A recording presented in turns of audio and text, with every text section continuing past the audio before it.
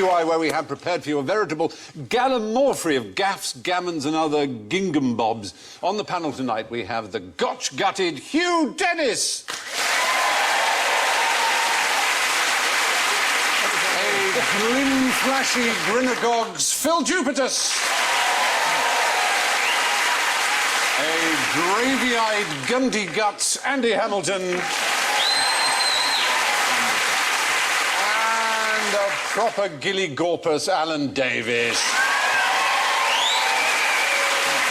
And to attract my attention tonight, the buzzers are all on a Georgian theme. Hugh goes...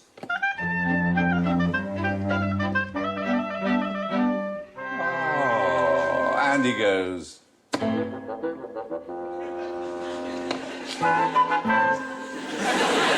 Phil goes...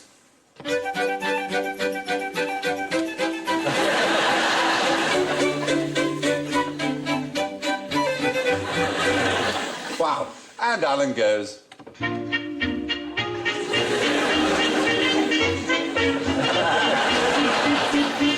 I'm feeling winded. It's George Formby, I'll do it.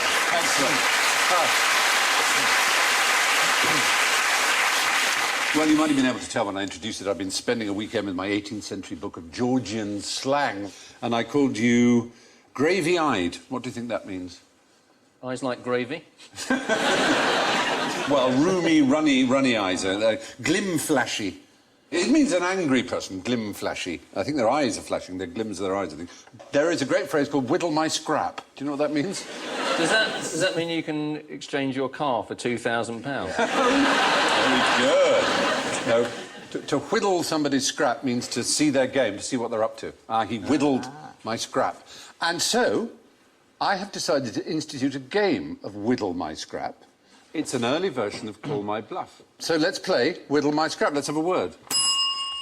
And let's have your team. You've got to do it as Robert Robinson or playing. It's a gentleman of 3 outs. What can it mean? What can it mean? Andy has the answer. A gentleman of 3 outs was a genteel Georgian expression, and it meant someone without money, without wit, and without manners. Oh, right, so they three were the withouts. three withouts, but it was someone without money, without wit, and without manners, and it was... So it's like a sort of Piers Morgan of the 18th century. Well, before he got rich. Yes, Yeah. Good. Yeah. Well, a gentleman of 3 outs is a status thing. The 18th century was a period in which many of the great homes were built, but lesser people couldn't afford to build massive houses, so they built smaller houses, but they put lots of outhouses on them. So if you were a gentleman of 3 outs, it would mean that you had 3 outbuildings, and that would be a mark of your status and your means. Or it was Punch magazine's genteel description of the notorious highwayman Johnny Triple Arse. Right. Now, one of those is maybe more plausible than the others, I don't know. Right, so our team, who's your captain? Who's going to guess? It's a... I never used to really like Call My Bluff. It was quite boring because of this bit. I always used to like the bit where someone would go, I'm leaning towards Hugh. And then they look at you and try and see if you crack. Robert would say, we just can't tell. He'd say, have a plump, have a plump. Plump for something. The first one. The first one, the gentleman without manners. Reveal yourself, is it true? In that very It's a bit of a teasy cheat way. to go with the first one, because you couldn't actually remember what it was. No, at all. Yeah. What he said. I wasn't really listening. Can't stand Call My Bluff. This is Why are we playing Call My This Bluff? is It's a Whittle. shit game. We've invented a really good game and we're playing it.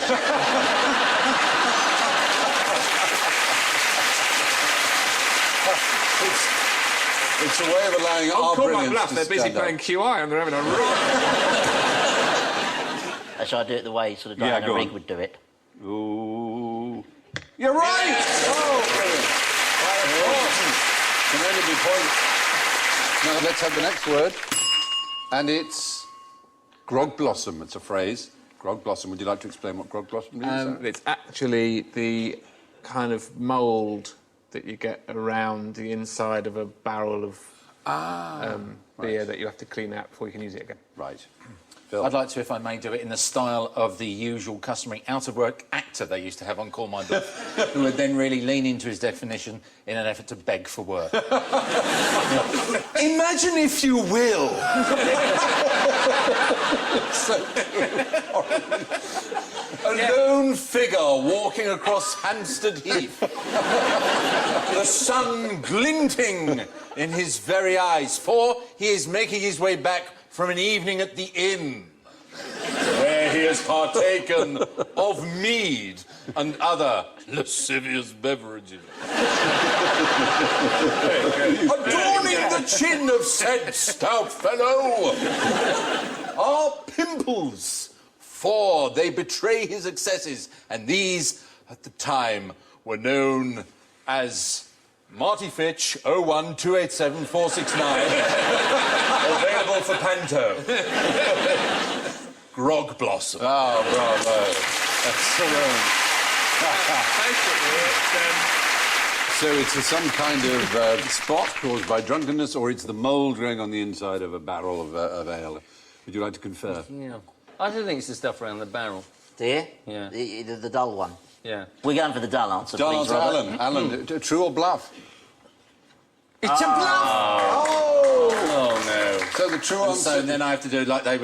And of course, Yeah. the man walking across the column, it was he! Yeah. It is. That's enough gratuitous Georgian grossness. Let's look at a notable gaffe now. How did Captain Schlitz, number 2, sink his own U-boat? I'm assuming that the good captain was in the bath. This couldn't have happened in an actual... No, it was a real... Well, you mean playing with a toy U-boat? And It was with a a number real 2. U-boat. Oh, I see. A number 2 in that sense is what you think. Yes. Not in yes, number 1, carry He on, might number have 1. blocked the loo and caused some sort of terrible backup. Affected the ballast. Imagine how the lavatory on a submarine works. Sorry about it, a bit of a clue. Yeah, ruthless competitor. It's something to do with the flush on the Yes. toilet. How does that work, do you imagine, when you're underwater? It's sucked in out, but it let water in, presumably, did it? Well, the point is that obviously the lavatorial arrangements of a boat that's submersible are very complex, because you can't just flush the water out in the way you can from an aeroplane or a train. And you had to have special training to operate the flush. Or you shoot a sailor out of the torpedo tube, tied to a rope, he relieves himself and you pull him back in.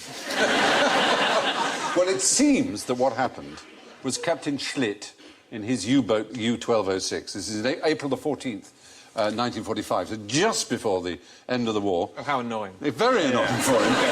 And he has a poo. And he claims that the loo was faulty and didn't work properly. The Yeah, he Klo, would say that, Klo, wouldn't as they he? would say, the Klo was gebrochen. It was not working. But there is a theory that, in fact, he'd just done a rather monster and unpleasant poo and was too embarrassed to ask the sailor who was responsible for the doing of the flushing to come in, because there was a bit of a... Yeah. And so he did it himself and got it in the wrong order, and he filled the place with sewage and water. But more importantly... And just left it. Yeah, how did... As you would if you were in a hotel. Yeah. Yeah, you come on, say that wasn't... Yeah, that was like that when I went in. Yeah. It was... Don't go in that one, my God. So as he climbed out of the tower of the submarine and the No, they're underwater, that's the point. This all happened... Did they sink? Underwater, Did they that's... perish? Well, what happened, you see, is there was a leak of this water. The water came in, and it leaked into... What powered those U-boats? Diesel? No. They had a Electricity, battery, yeah. a battery, a huge acid battery. And when the seawater hits the battery, it creates chlorine gas, toxic chlorine gas. And so they had to rise up to the surface to vent, and they were spotted and blown out of the water. So just because he It's basically... very unfair to shoot a man with his trousers around down. It is a bit, but it is the only known This case. doesn't count. Captain Kamarov Schlitz sank his own U-boat using nothing more deadly than its own lavatory. Now, getting up. What gets you up in the morning? Bizarre picture to choose, but... I'm a writer. I mean, getting up in the morning isn't really part of my job. I used to leave the World Service on overnight but just very quiet on the radio at the side, and so I thought I'd wake up sort of quite naturally. But I was listening to Radio 4 on the way to work the next day, and I heard the news on the radio, and I thought, I dreamed this. For 2 days, I thought I was psychic. Because I'd been dreaming what I was listening to on the world surface. I thought, oh, my God, I've got the powers. Are there ones you know of? Did you ever use as a child if you didn't have an alarm clock? This was the old wivesy one. Bang your head on the pillow the number of times. So 1, 2, 3, 4, 5, 6. And you would wake up at 6. Yeah. With concussion. Have you not heard that? I've not tried that. You maybe have to have been at a boarding school. But we used to do, like, if we were doing a raid on the kitchens or something, we'd say, OK, we'll get up at 3 and we'll go down to the kitchens because they have these big blocks of catering jelly and you'd eat the blocks of jelly. Left out specially for the ones who are going to raid the kitchen. Yeah, probably. The kids have been raiding the kitchen again, better leave some jelly out. But we would go bang, bang, bang, like that, 3, and you'd wake up at 3. And it seemed to work. We were convinced it did work. Sleep researchers say that it doesn't. You just wake up a lot because you're not sleeping, and you look at your watch, and then you only remember the one that works. You've got a tremendous headache. Take the later you want to. You say you don't get up early, but are you a night owl? Do you work later? No, I can get up early, but I have to. Yeah. So it's reckoned that 20% of people are genuinely, it is a difficulty for them because they are larks or owls, as you might say. They are early or late, and that's to say they fall asleep at dinner parties if they're a lark, and they just can't get up if they're an owl. Teenagers are owls, aren't they? Young children are larks, and teenagers are owls, and then very old people tend to get back to being larks again and rise very early. But it's very irritating. If people do get up very early, they will justify that by saying, best part of the day, best part of the day. You think it's not, it's just part of the day. I see When another bit of the day. There are things that happen early in the morning that are different if you've stayed up for them than if you've woken up to them. Like it's 3 or 4 in the morning and you're having an all-nighter and you hear the bim and you feel guilty and you hate the fact the morning's come. If you wake up to it, you think, yes, it belongs to me. It's a big difference, isn't it? I used to live in a house in Herne Hill and I had the room at the front, and there was one bin man who thought he could sing, and at 6 in the morning he would come and he would sing Don't Cry For Me, Argentina. But he could never get the last note. So you go, don't cry for me, Argentina. No! Well, it used to vary morning to morning. And I was that close to insanity, because he was, he was my lark, every Rex morning. Harrison did your bins. You had 2 sisters called Argentina, didn't you know? You know what the American Indians supposedly did to make sure they got up early for a dawn raid? Because they didn't have alarm clocks. Leave the curtains open? No. Isn't it all Dogs? curtains? They would drink lots of water. So they needed a wee. So they would have to get up for a wee. MIT produced a clock which, when you press the snooze button, it runs off and hides. So then when it rings again, you have to get up to stop it. Yeah. And it's programmed each day to hide in a different place, to find a different... It's never in the same... That's quite They clever. are working on really important projects. And there's another one which is an alarm clock in the shape of a dumbbell, and you can't shut it up unless you do 30 reps on the thing. So it's a way of getting fit and waking up at the same time. What a deeply demoralising... That clock thing is a deeply demoralising start to the day. You've been outwitted by a clock. That's the first thing that's happened in your day. The clock's giving you the runaround for half an hour. There's another one which every time you press the snooze button, right, it's got an online connection, you donate money to a political cause you hate. That's quite clever, isn't it? Good. We've got a clock, it's like a cuckoo clock, but it's a monkey. And he comes out and goes, on the hour. But only ever when I'm saying something important. Unbelievable. Every time I'll be saying, no, look, no, the thing is, what do you got to understand? And one day it's going to end up like the cuckoo clock in Steptoe and Son. It's like waiters in restaurants who do that only just as you reach the punchline of a joke, and so she said, who's having the lamb? Very good. Well, there you go. You see, there are, of course, many cunning ways of waking yourself up without an alarm clock. American Indians swore by a nice full bladder. Now, here are samples of handwriting from our panellists. I want you to match the handwriting to the panelista. and see what you can say about it. Give your reasons if you can. Obviously, don't say your own, because you'll know your own. Hello, my name is Phil Jupiter. I wonder who that could be. I think there's a clue in It's that rather one. good handwriting, whoever that is. It's quite sort of calligraphically learnt, isn't it? Dear points of view I wish to complain about, Q. What, can I ask why I'm wearing a beret? Yeah. My fault, that's the eyebrow I can't control. People always think that I'm being quizzical when they say something, and I can't. It's just the way. Is it on its way up or on its way down? I've no idea. So, any thoughts? What about... I must not answer back to Mr... D is Phil. D is Phil, you think? Yeah, I think there's a strong chance it's Phil. I know that D is Andy because he writes on my scripts rude things when we're filming. Does he really have that fine handwriting? I think he has that is very handwriting. fine. Yes, that It is you. me. Congratulations on fine handwriting. A graphologist would say of yours that it's mostly joined up, logical, systematic thinker. Some words are more spaced than others, therefore open, honest, but deep in thought.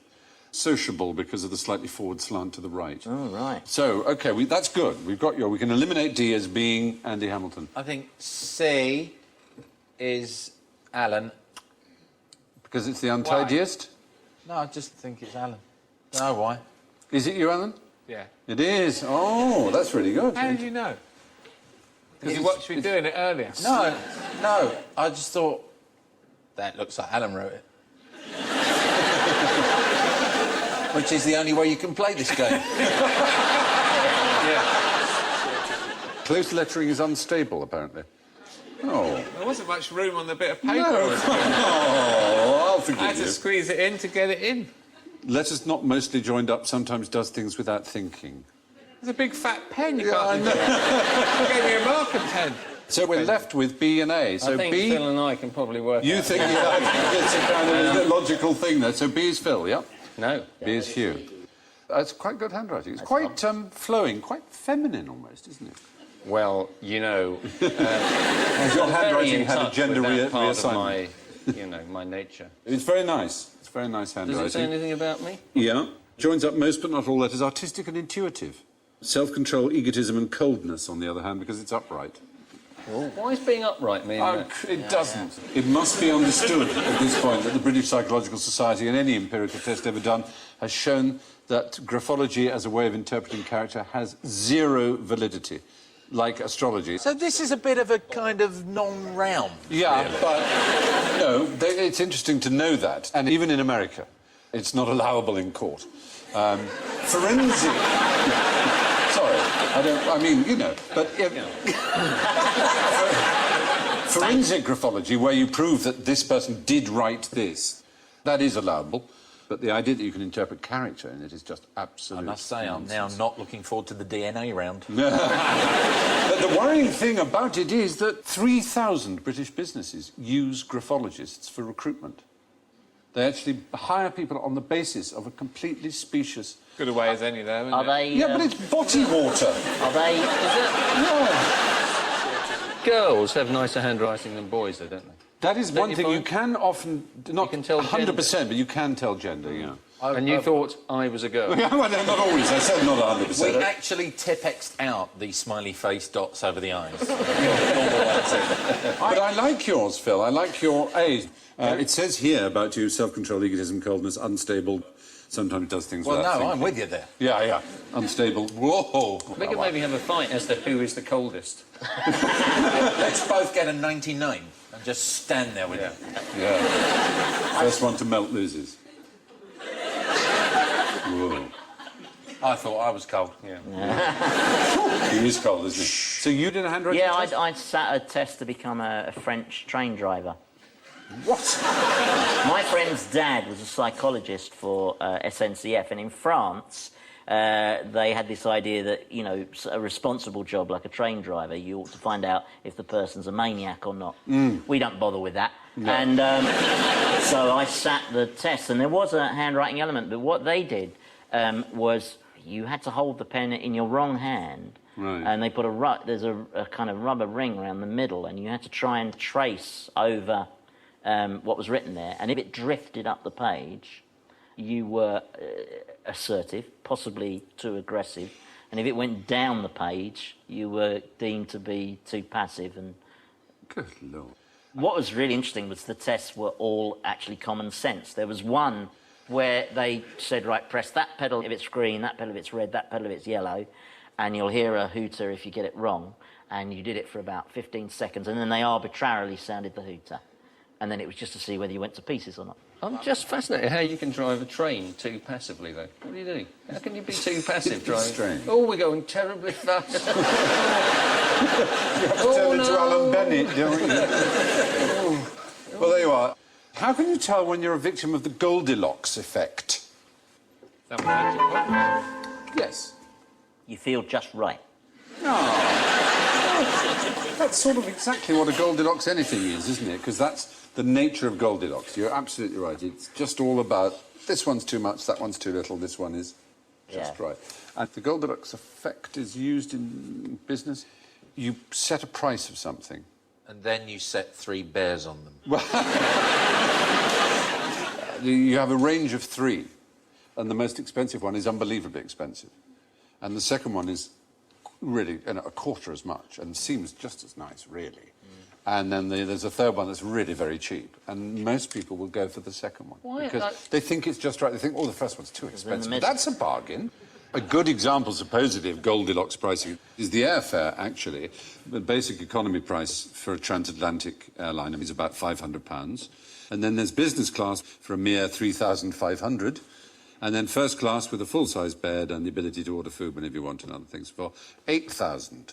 And according to Goldilocks pricing, business class with all its perks looks like a bargain when compared to the £8,000, even though it's still 7 times as expensive as economy. I was talking to Steve Cram once, and he's a nice, very nice chap, very fast runner. And he said that they make trainers, they have to make some that are extremely expensive because people will buy them. If they don't, the other manufacturer will charge 200 quid for basically, once you get to about, this was 10 years ago, and he was saying about 60 quid, so maybe it's a bit more now.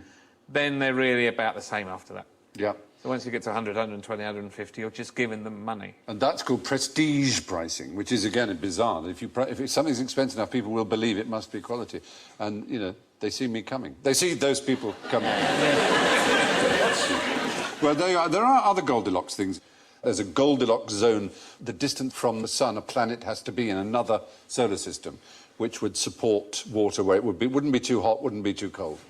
Well, there you are. Anyway, yes, Goldilocks pricing is a technique where one item is given a huge price tag to help persuade us that the next one down is relatively good value. Now we're off to Ireland, where the policemen are called... Guards. Garda, exactly. Now, did you hear about the Irish policeman who tried to arrest a Polish driving licence? No. Do you know the story? You do. Well, I you sort might. of know. I sort of... It was... Someone was done for speeding or something. Yeah. Is that right? In lots of different parts of Ireland. Yeah, that's exactly right. He had 50 offences against him. He was fast becoming the most wanted motorist in Ireland.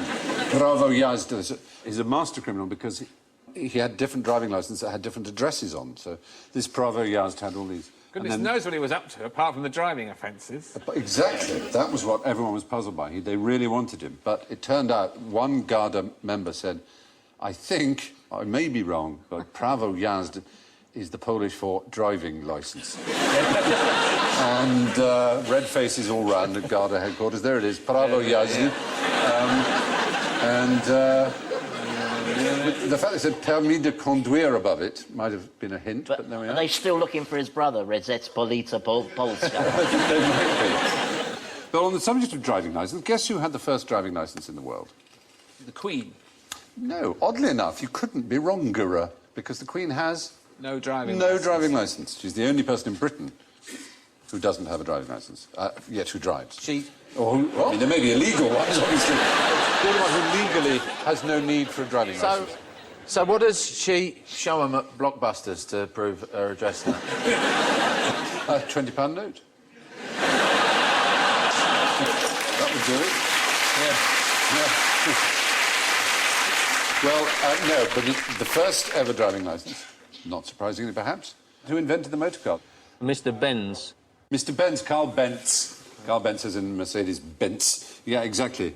He just made one for himself. Well, no, the citizens of Man... I need a licence. It's a dangerous machine. I need a licence to drive. Now I can drive. License number 1. 0001.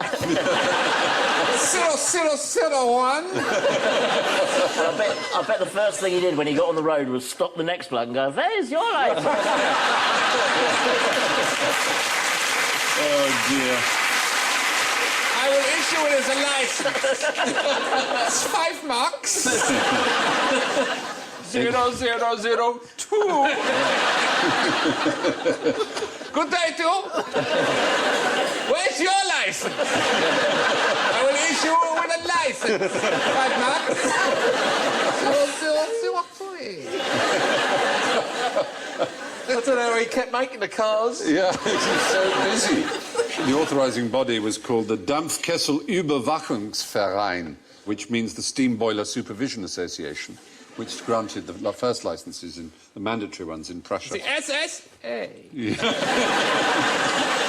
Until the 14th of May, 2002, women in He was still Lithuania... doing it. 1 billion. 5 euros. Where's your license? No, in Lithuania in that year, women had to undergo a certain test in order to get a licence. What do you think that test was? In where? Lithuania? It's Lithuania, yes. Smear test. Well, yes, a gynecological examination. joking. No. I don't know. There was one man who ran the entire office. He may... It's rather bizarre. The Chinese have multiple choice driving test questions, 100 of them. One of them includes is, if you come across a road accident victim whose intestines are lying on the road, should you pick them up and push them back in? Is the answer yes or no? I should think you don't push them back in. You don't, you're right. You would not get your licence. I'm not a doctor. Yes. No. You Isn't there don't. that weird thing in the Cultural Revolution in China whereby traffic lights, you know, here are green for go and red for stop. Yeah. But they thought during the Cultural Revolution that that was incorrect and that red should mean go. Because, you know, sort of lucky culturally, number. communism and all the rest of it. Oh, right. But they failed to change all the traffic lights. So some traffic lights green was go and some red was go. And they just had thousands of accidents. And then they had to sort of change it back. Wow. Hence the probability of there being intestines lying on the road. Yeah. So it is a Probably sort where of it came from in the first place. It's a But practical no, they're not question. actually green, though, are they? They're kind of blue.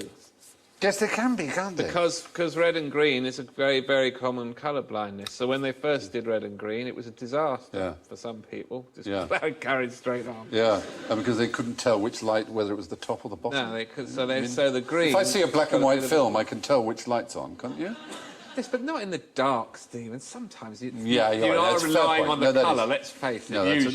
you're right. I'm sorry. That's fair. Can we not argue because that is what the terrorists want? You're right. Thank you, voice of sanity. But Let's then hope- I did hear a character in the film once say, don't look at the lights never hit anyone. So that's quite a good motto for driving. It is. This is what I will use. Not to look at the lights. The lights never hit anyone. Ausgezeichnet. So, now we're motoring along nicely here, so can you tell me what travels from Land's End to John O'Groats every year at about 1/3 of a mile per hour, but it slows down a bit on hills? Does it specifically go from there to there? Or is it just a north-south? It actually goes from the south to the north, but it includes going from Land's Is End. there a sort of tectonic No, wave or it's something? not a tectonic Weird. wave. I don't know if they exist. I just made that up. No, no, it's something sort of slightly more abstract. It's a phenomenon, rather, which you were sort of getting. Oh, is it? Dress sense. If we're talking about moving from the south to the north. Oh, no, hold on. The Gulf Stream or something? Does it sort of? Is it a windy thing? Seasonal. It is a season. Spring is the answer. Spring takes 8 weeks to get from the very south coast all the way up to the very north and up to the Orkneys. Well, what's the definition of spring? Well, there is a phenotype analysis you can do of particular common plants blooming. Anyone who lives, say, in the Midlands and occasionally goes to London will say, oh, my God, they've already got their daffodils out, or we haven't yet, or they'll go north and say, oh, they haven't got their tulips yet. And it's very noticeable. Sort of bastard. Yeah. So the bloke, when the weatherman's on Radio 4 and he goes, and you might like to make note that it's the first day of spring today. No, it's not! I think you'll find I'm still freezing here. 8 miles a day it does, spring. Is that what we're saying? I'm saying it takes about 8 weeks to get from John O'Groats, and someone's calculated that as being about a third of a mile per hour. You could walk and just beat spring. Yeah. You could. It's a weird thought. That's very weird, isn't If it? you timed it with a daffodil, you could walk at exactly the right speed. Then You could go... open his- Oh, And you would be rather beautiful. I'm in touch with my feminine side. no. You're responding to your handwriting beautifully. Well, it's the phenological observations, as they call them, of the various different things that trigger spring. It's a rather wonderful thought, isn't it? Spring moving up like that. Why do birds fly south in the winter? I thought you were going to Go sit close to you. Because it's too far to walk. No, but it's... They're going because it's warmer, presumably, aren't they? but what's the advantage of the warmth? Well, you feel nicer. Better on your feathers. There's nothing Food. like the sun on your feathers. It's the insects. The insects in the north, in the frozen earth, you can't get at them, or they've died anyway and they're in a sort of dormant state and they're not available. The food for the birds is not there. So it is food. Spring travels north through Britain at about 1/3 of a mile per hour, but arrives 2 days later for every 100 foot of elevation. As we're travelling at a snail's pace, never mind snail mail, what happened to the snail telegram or telegraph? That's not it, is it? Amazingly, a Frenchman called Benoit had a theory that when two snails, male and female, mated, right, forever afterwards, they had a telepathic power. There's some mating snails for you. And that no matter how far away they were, they could communicate thoughts to each other. So he raised money to develop this system where he had a sort of dish to which he glued, right, 24 snails, which he labelled A to Z, missing out, I think, Q and X, possibly. And then the mates of each one, he did the same to on another dish, and the other dish could go to New York. All you had to do was wibble the A, and the A in New York one would wibble because it had mated with the... And so you'd send your message by typing snails, and the person at the other end would watch the snails vibrate and read out the message. But, as I say, the amazing thing is he found someone to invest in this. And that, gentlemen, is how we broke the Enigma code.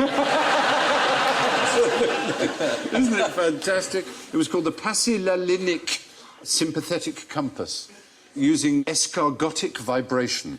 These snails are just disgusting. They are. Lying all over each other. Will they stop it? Get a room. Technically, they have got a room. They carry their own room around with them. Yes, that's sort of the thing. Is it wrong to be aroused now? Because Oh. Anyway, sadly, the Passylalinic sympathetic compass, or snail telegraph, simply didn't work. Whilst on the subject of gadgetry, however, what's the point of those machines? That's an eternally filling glass in the middle, never emptying. Yes. perpetual motion. Oh, points to the man, absolutely. They're all perpetual motion machines, or at least attempts to design perpetual motion machine. Well, what is a perpetual motion machine? One that never stops. But, one yeah. that is in motion in perpetuity, Stephen. Yes. The answer is the question. No, Big but boy. there's more, slightly more to it than that. With a view to... There must be no input of energy. Oh, yes. No energy Yeah, in, but there you must- should be able to get energy out. You get through the energy motion, out yeah. because it's moving. And, of course, it transgresses what? What law? Law of thermodynamics. The first and second laws of thermodynamics. And there's a Simpson episode where Lisa builds a perpetual motion machine. Homer says, in this house we obey the laws of thermodynamics. Bizarre line. But no, the point is they can never work. Leonardo actually did drawings of attempted perpetual motion machines, but he realised being... No, he's just drawn a chocolate orange from the top. Oh, yes. How boring have you got to be if you draw a diagram of how you take a chocolate orange apart? Well, no, He he invented a lot of things. I He didn't know did. he invented that. And he did write in his notebook, "O ye seekers after perpetual motion, how many vain chimeras have you pursued? Go and take your place with the alchemists." So he spotted quite early on that it was never going to work. Sadly, our universe is not made in such a way, because you'd only need one and you could power the world from it in theory, couldn't you? You only need one and you could power the world from it. Sorry, Mr. Bond. Anyway, and that brings us now grumbling to the gizzards of general ignorance. So figures on buzzers, if you would. Take a child and give them a really sugary drink. What happens? I haven't got any kids, I've no idea.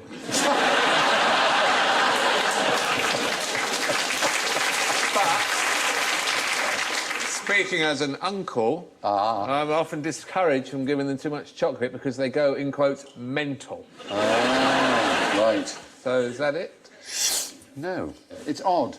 Almost every mother watching this will disbelieve me when I Nothing. say that medical evidence shows that sugary drinks do not cause hyperactivity. They do not... I know, it's shocking. You're all going, you should see mine, it does. I swear to you it does! Well, it doesn't. So maybe just any sort of fuel. So if Well, you gave them a quick drink of All water you or have to- an apple or something... You do they'll go test mental. so-called, children that do this, in which you give them drinks that actually have no sugar in at all. The parents think they have the sugar. The parents think so that it's they've the got parents sugar. that change. It's the parents who perceive it. And it's very interesting. The parents who are perceive idiots. it are the ones who most hover over their children and are most critical of their children's behaviour anyway. They're the ones who apparently notice it. Was this research funded by Coca-Cola? We trialled this question on the QI website, and none of the mothers believed us. They all said, I don't care what the scientists say, my child goes I nuts. don't believe it either, but then I'm very in touch with my feminine side.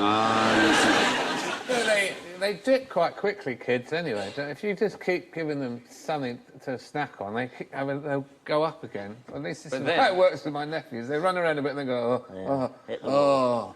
then And that suddenly works- God, they go home. And then you give them a sandwich and they go up. It'd be quite hard work keeping a level, Yeah. even keel through the day. I think that's generally true. We know you won't believe us, but sugary drinks don't make children hyperactive. That's general ignorance. That's why we call it general ignorance. However, what happens if you leave teeth in a glass of cola overnight? So they totally, completely dissolve and disappear. No, it turns out they don't. There was a famous occasion in 1950 when a doctor appeared before the House of Representatives Special Committee. He was called Clive Mackay of Cornell University. And to dramatise his testimony, he said that a tooth left in a glass of Coke would begin to dissolve after 2 days. Even if his claims were accurate, it is of absolutely no relevance whatsoever because it washes down your teeth quickly. You don't, soak your teeth in it. Does it clean your money, though? Is it the one that cleans your money? I believe it does. A lot of those HP do. sauce HP cleans- sauce is really good HP for sauce cleaning is money. great. It's actually vinegar. That's what does it. Is that it? Yeah, yeah. All that money I've been wasting on HP Yeah. sauce. My mum used to say to me, because I used to drink a lot of Coke when I was in my early teens, and she'd say, you shouldn't drink Coke because it stains the inside of your stomach. Well, that's going to put the girls off, isn't Yeah, it? yeah. But you How think- do you know that's not true? No, you don't, but you kind of think, well, if I ever see the inside of my stomach, it's probably going to be a bit late to worry about what colour it is. I can't wait, Andy. I mean, I don't like to talk about a friend's death, but at your post-mortem, look at this terrible stain. He's got intestine. cola-coloured tripe.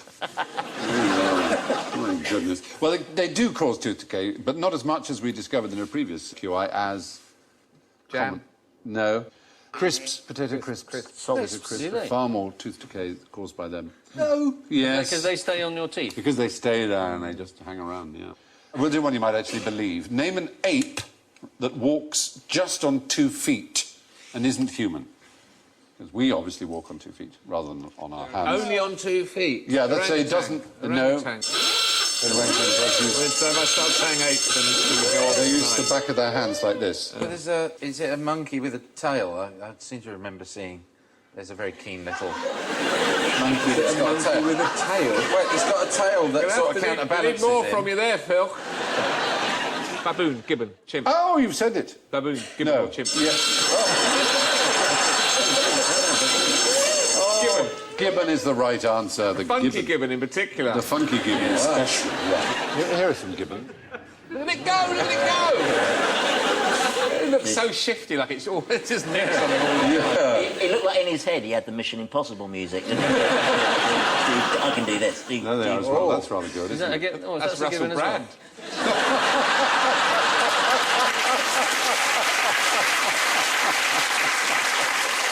Do they do that just to taunt the other apes? Yeah, I think they probably do. Can you do this? It's I considered can. by evolutionists to be a more primitive way of walking, the way we do and gibbons do. Seems to have been earlier than the fall. I know, that's weird. Anyway, let's finish with an easy one for you. I want you to sort these following creatures and phenomena into age order. Which is the oldest? Oldest to youngest. I'd put A first. A first, the Himalayas. No, they're quite young. That's why they're tall. They are. Tall mountains are young because they haven't been They are worn the down youngest. by all They are the They are the youngest youngest thing range, yeah. on the board there. They are the youngest of them all. They're Are only 20 million I years think old. So is it DCBA. I think. DCBA is not bad.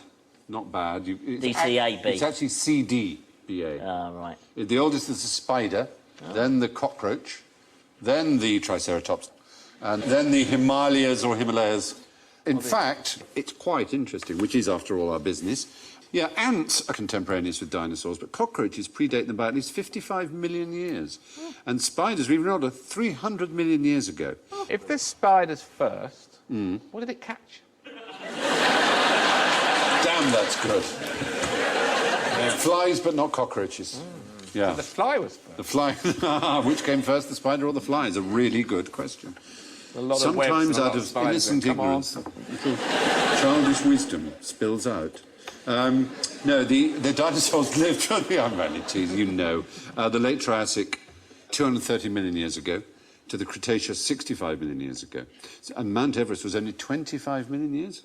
So it's 25 million years younger than the youngest dinosaur.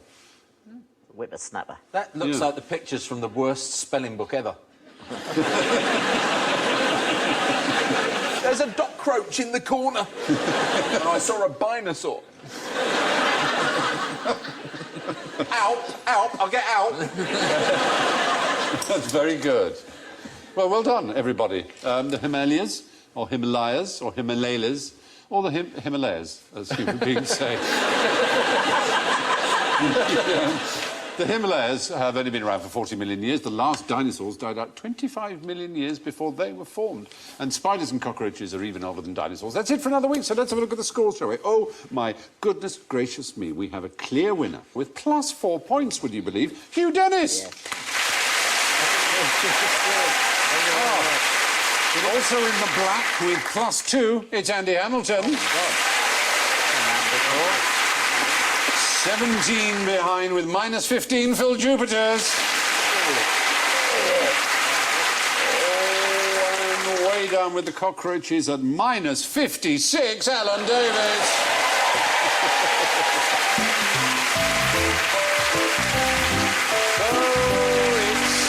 It's farewell from Hugh, Andy, Phil, Alan and myself. I'll leave you with the story of a couple who went to the Natural History Museum and they saw the big dinosaur skeleton there and they asked the attendant how old it was and he said it's 65 million, 14 years and 3 months old. And they said, well, that's amazing. Is that like carbon dating? How can you tell so precisely how old it is? He said, no. He said, when I first came here, they told me it was 65 million years old. And I've been here 14 years and 3 months. Thank you. Good night.